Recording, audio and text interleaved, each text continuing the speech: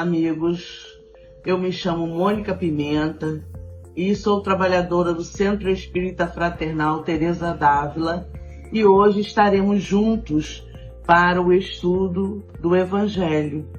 O nosso capítulo de hoje é o capítulo 17, Sede Perfeitos, e o item é o 11, Cuidar do Corpo e do Espírito.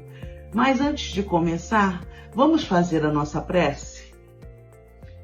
Senhor Jesus, aqui estamos reunidos mais uma vez para o estudo do Evangelho. Sê conosco, Jesus querido, amparando-nos, envolvendo-nos, para que este entendimento não só chegue ao nosso espírito através do cérebro, mas também com o sentimento renovado para seguir a luta, Senhor.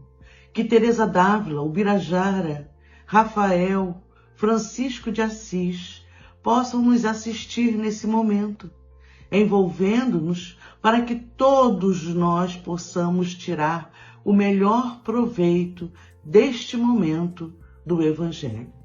Obrigada, Senhor, sê conosco. E assim, meus queridos, vamos fazer o estudo desse item, cuidar do corpo e do espírito. O nosso irmão Georges, espírito protetor de Paris, 1863, ele passa essa mensagem para nós. Por quê? Porque era muito comum que as pessoas que, por qualquer motivo, achassem que erraram, martirizar-se, ou seja, colocar no corpo toda e qualquer carga, né, de erro. O martírio era utilizado para que a pessoa se sentenciasse diante da sua falta. E isso não é o correto, porque Jesus nunca veio pregar isto. Jesus pregou para nós o martírio do egoísmo, o martírio do orgulho, o martírio da vaidade, conquistando assim virtudes. O sacrifício que nós precisamos fazer não é o de sentenciar o nosso corpo à degradação, à dor, ao sofrimento. Na verdade, é ao contrário. O espírito, elevando-se, ele vai cuidar desse instrumento dado por Deus, né, a todos nós, para que nós pudéssemos recomeçar. Cada reencarnação é um recomeço, é uma oportunidade de nos reeducarmos, é uma oportunidade de fazermos diferente. E por que não cuidar desse corpo que está sendo um instrumento? E quanto maior é o meu cuidado com ele, maior será o meu tempo de vida na Terra. Maior será a oportunidade para mim, como espírito, estar cumprindo com a parte que me cabe na obra da criação. Então, ele começa aqui dizendo, Georges, que a perfeição moral consiste na tortura do corpo? Não.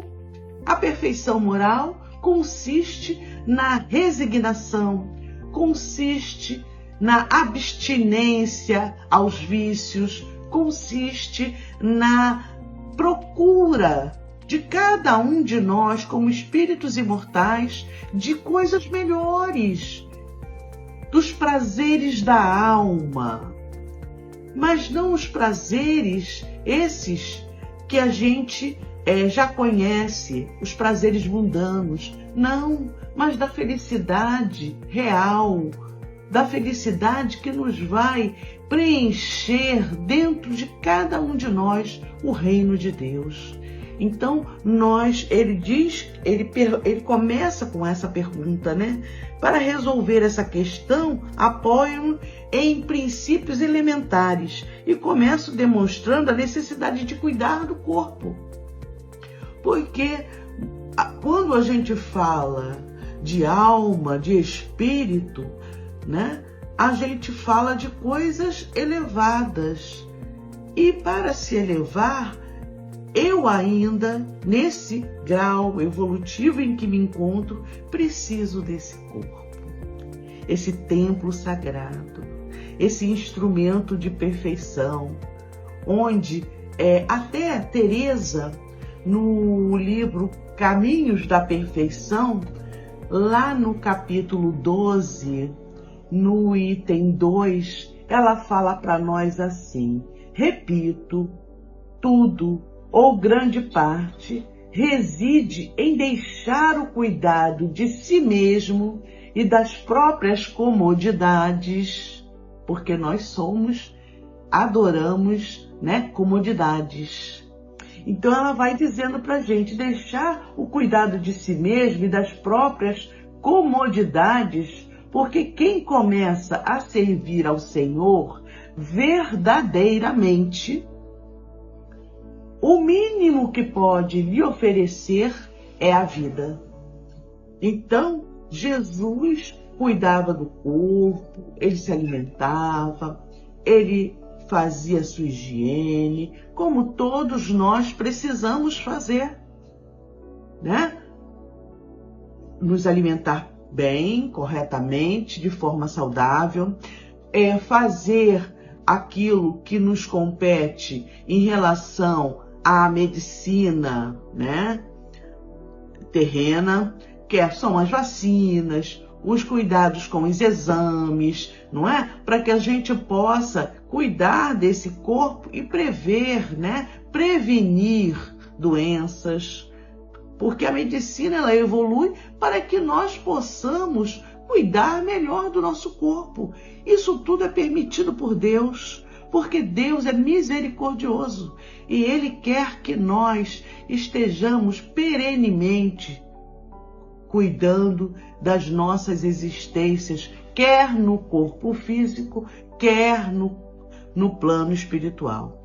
Então, desculpem. Então, ela continua dizendo: se já entregou sua vontade, o que teme? Se nós já estamos voluntariamente voltados para o alto, olhando essa vida espiritual, sabendo que somos espíritos, por que a gente teme? Porque ainda estamos presos a tantas e tantas coisas que ainda nos compraz no planeta, na vida corpórea, não é? Porque é uma das características do espírito que vive na Terra, é a predominância da matéria em relação ao espírito, né? Ainda nos comprazemos no mal.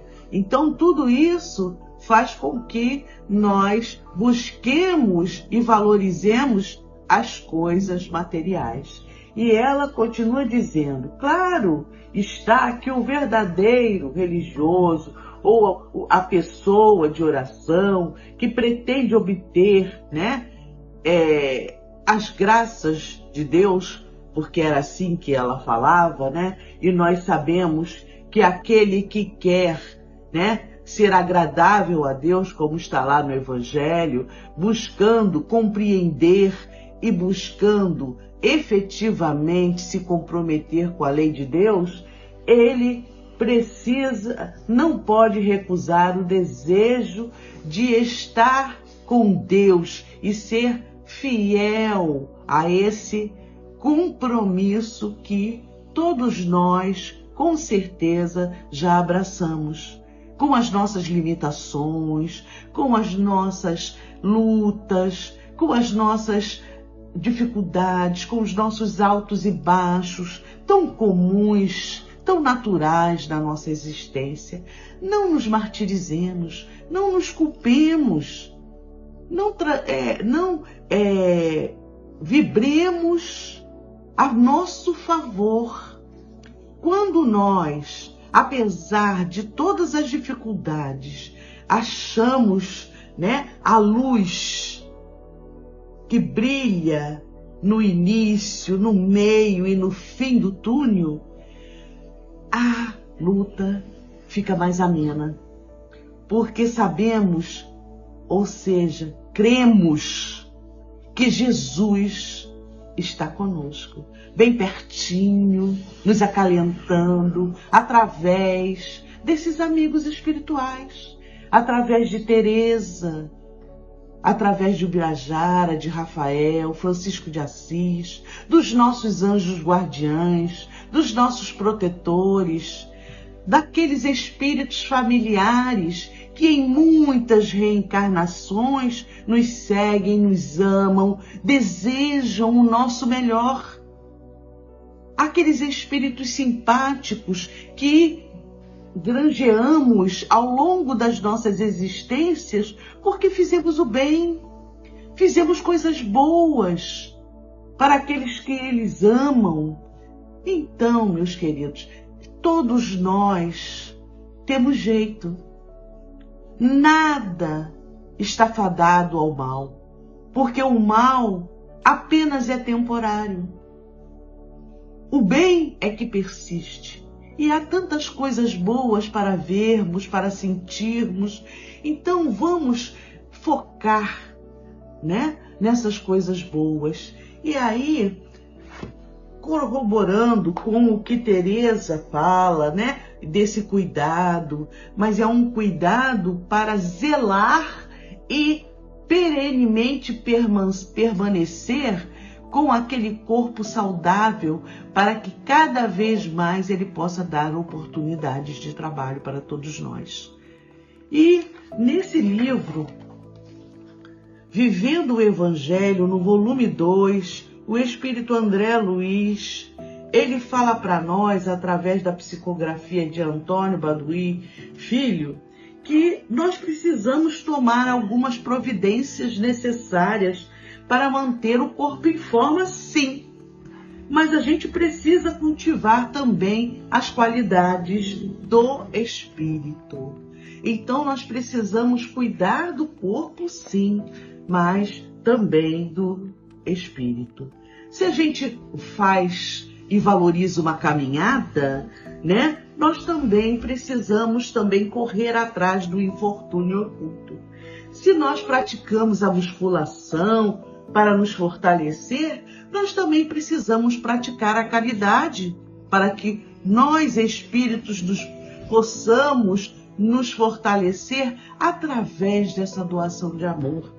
Se fazemos alongamento, também precisamos esticar a tolerância na nossa família, no nosso lar, no nosso local de trabalho, na nossa casa espírita, Se nos entregamos à corrida, andemos depressa com o perdão, porque antes de qualquer coisa que fizermos, como disse Jesus, vá lá e se reconcilie.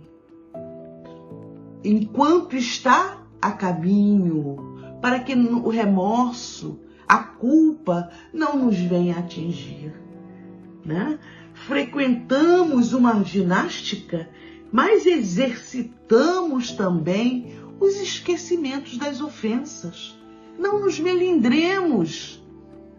O melindre só traz doenças, não só para a alma, mas para o corpo.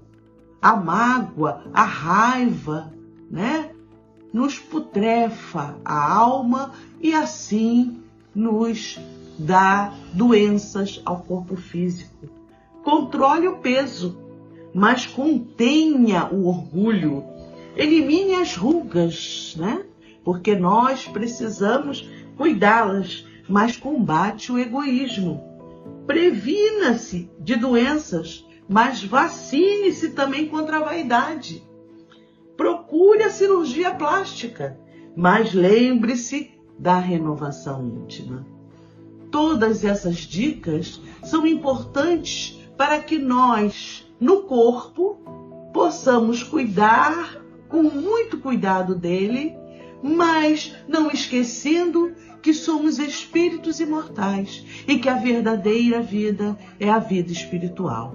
Essa precisa ser, a cada momento, renovada e buscada por cada um de nós. Está certo que você se dedique aos cuidados físicos, mas não se esqueça da transformação moral, para que o corpo saudável seja morada do espírito sadio. Então, um corpo saudável representa para o espírito que está comprometido, como Teresa nos fala aqui, né? Com esse comprometimento, oferecer-lhe a vida. Seguimos adiante, que nós possamos aproveitar bem estes momentos de reflexão com o Evangelho de Jesus. Vamos à nossa prece. Senhor Jesus, agradecidos estamos por mais este momento que estamos pertinhos de Ti. Agradecemos a Teresa d'Ávila, a Francisco de Assis, ao Birajara, a Rafael, a toda essa espiritualidade amiga que nos deu essa grande oportunidade. A oportunidade de ouvir, a oportunidade de ver, a oportunidade de refletir sobre o Teu Evangelho e o cuidado com o corpo, né, que é instrumento de perfeição para o Espírito. Sê conosco, Jesus querido, abençoando-nos, e que Deus possa nos dar a licença para dar por encerrado este momento do Evangelho na noite de hoje. Graças a Deus. Obrigada, amigos.